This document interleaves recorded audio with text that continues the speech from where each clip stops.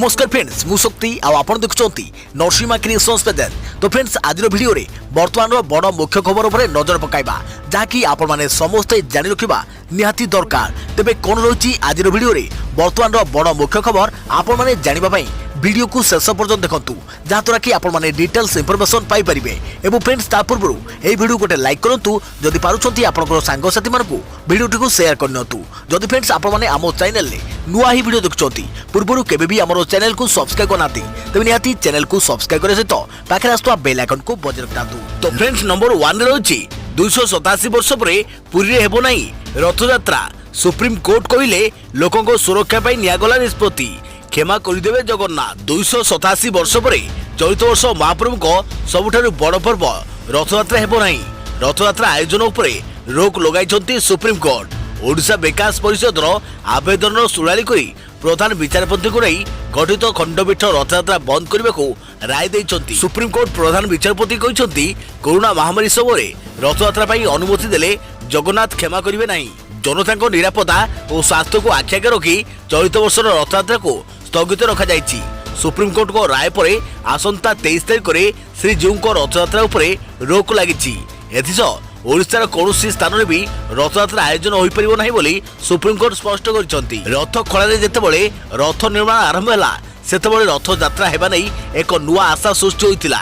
आउ जेतेବେଳେ स्नान यात्रा रे टीवी पर्दारे भक्त श्रीजीऊ को दर्शन कले सेतेବେଳେ समस्ते भाबिबा आरंभ कर देथिले जे चलित वर्ष बिना भक्त रे हुए तो रथ यात्रा होई जिवो। रथ यात्रा उपरे लागिला रोक अनुमति देले नाही सुप्रीम कोर्ट। रथ यात्रा नै समस्त नजर सुप्रीम कोर्ट उपरे थिबा बेले प्रधान विचारपति रथ यात्रा उपरे रोक लगाइछंती। यास द्रुत गति आगे चली रथ काम अटकी जाइछि।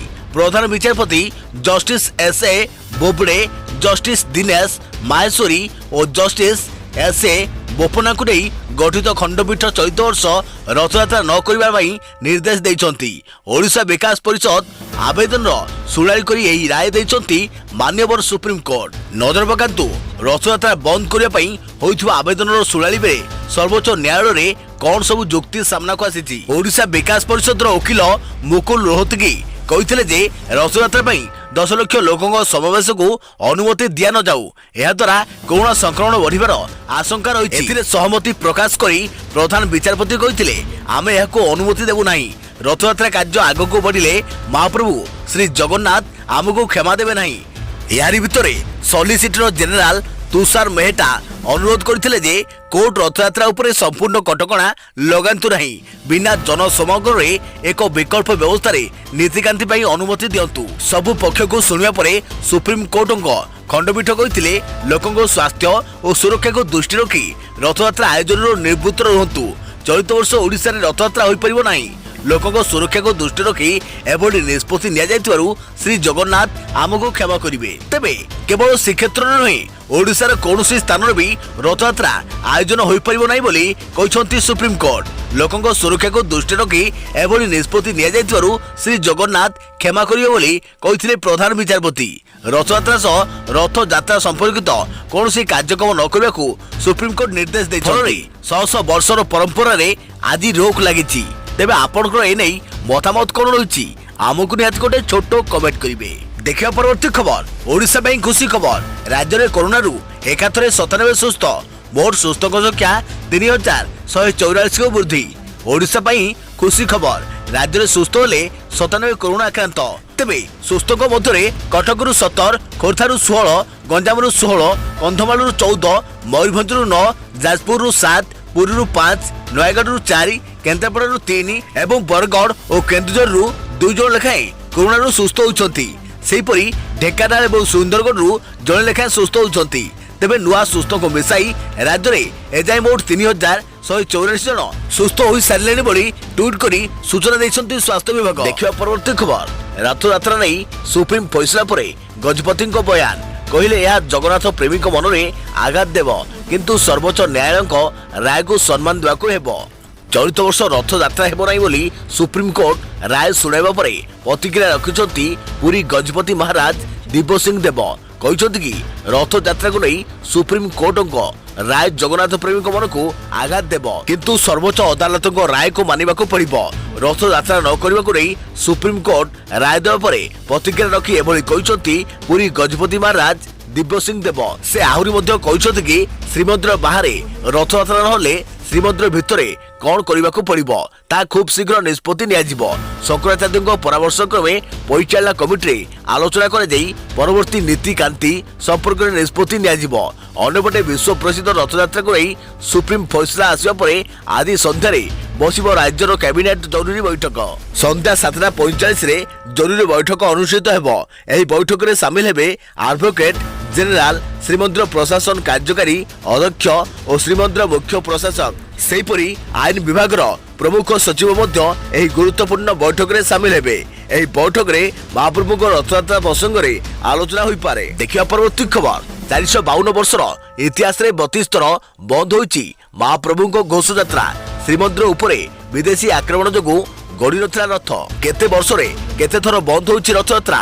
ଆସନ୍ତୁ ଜାଣିବା ରଥଯାତ୍ରା ବନ୍ଦର ଇତିହାସ। 452 ବର୍ଷର ଇତିହାସରେ 32 ଥର ବନ୍ଦ ହୋଇଛି ମହାପ୍ରଭୁଙ୍କ ରଥଯାତ୍ରା। 1568ରୁ 1577 ଖ୍ରୀଷ୍ଟାବ୍ଦ ଯାଏଁ ବନ୍ଦ ଥିଲା ପୁରୀରେ ରଥଯାତ୍ରା।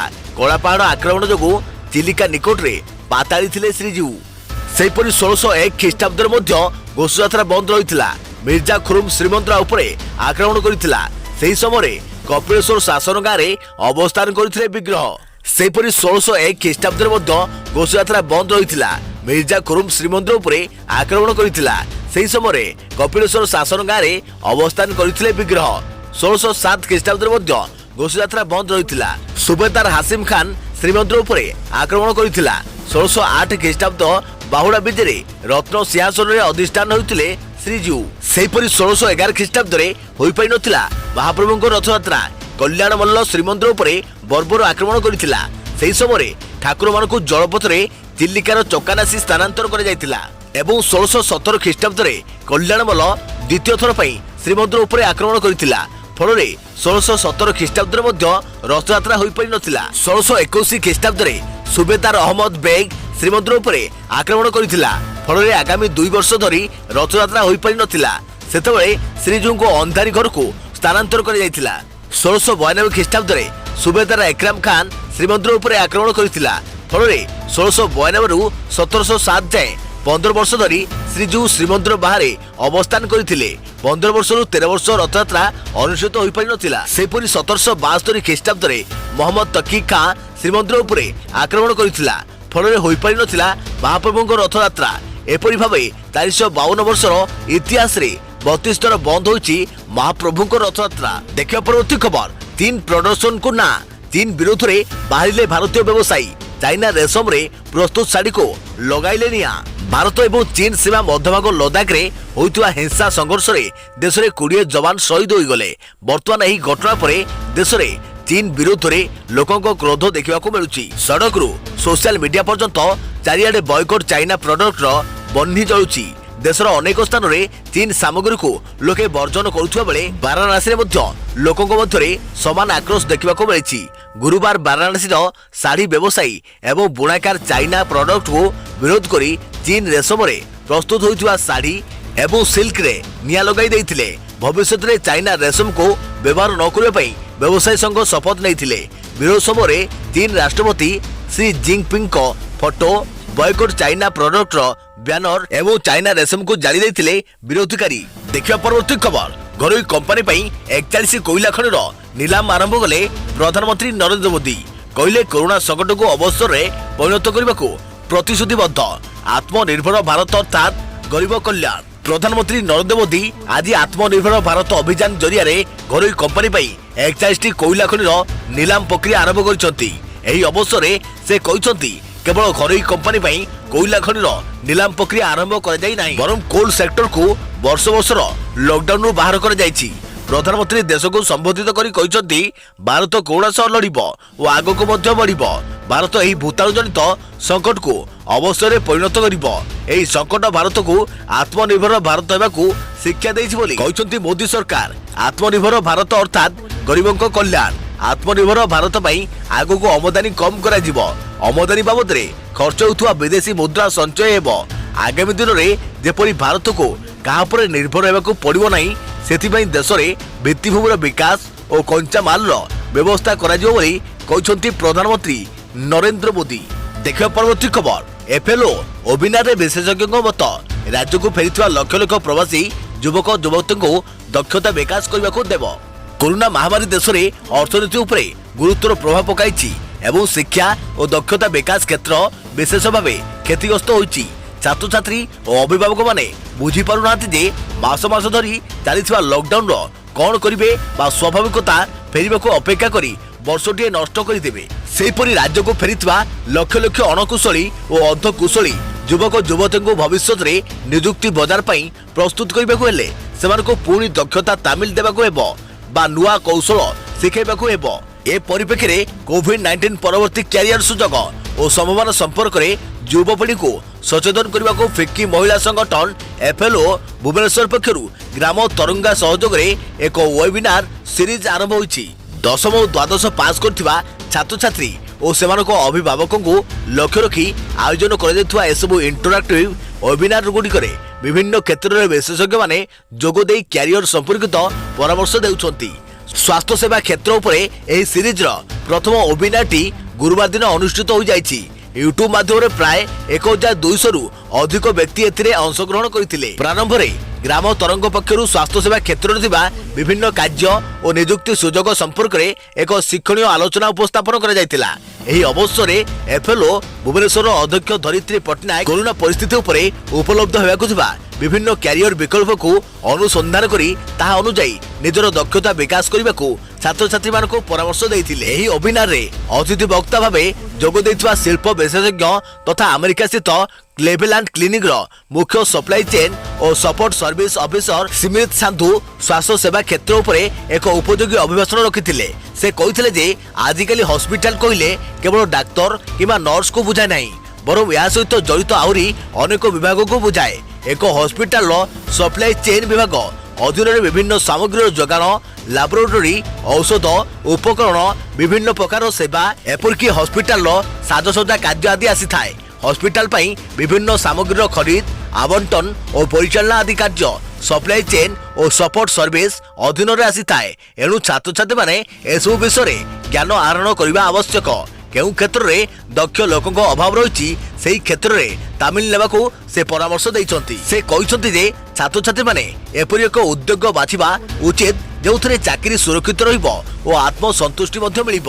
ନାରୀ ସଶକ୍ତିକରଣ ଉପରେ ମତ ରଖି ସେ କହିଥିଲେ ଯେ ଆମକୁ ଝିଅମାନଙ୍କୁ ଶିକ୍ଷିତ କରି ସେମାନଙ୍କୁ ସମାଜର ଅଭିବୃଦ୍ଧି ପଥରେ ସାମିଲ କରିବାକୁ ହେବ। ବ୍ୟକ୍ତିଗତ ଓ ପେସାଦାର ଜୀବନ ମଧ୍ୟରେ ଆମକୁ ଭାରସାମ୍ୟ ରଖିବାକୁ ହେବ।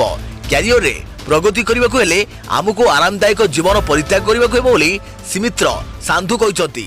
ଏହି ୱେବିନାରରେ ଯୋଗ ଦେଇଥିବା ଆକାଂକ୍ଷା ମିଶ୍ର ନାମୀ ଦ୍ୱାଦଶୀ ଶ୍ରେଣୀ ଛାତ୍ରୀ କହିଛନ୍ତି ଯେ ଏହି ଆଲୋଚନା ଚକ୍ରରୁ ଅନେକ କିଛି ଶିଖିବାକୁ ମିଳିଲା।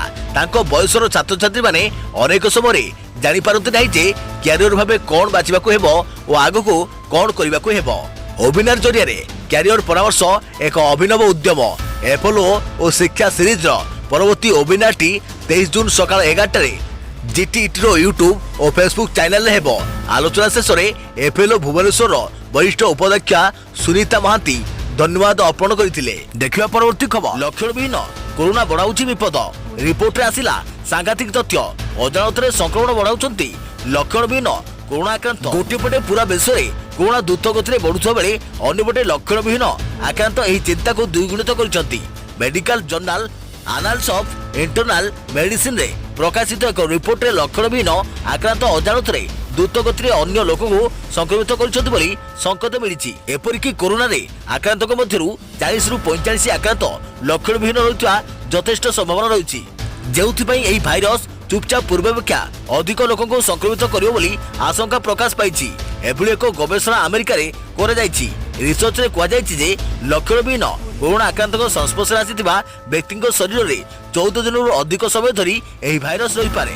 ଏପରିକି ଲକ୍ଷଣବିହୀନ ଆକ୍ରାନ୍ତଙ୍କ ଶରୀରରେ ମଧ୍ୟ ପରବର୍ତ୍ତୀ ସମୟରେ କରୋନା ଲକ୍ଷଣ ଦେଖିବାକୁ ମିଳିପାରେ।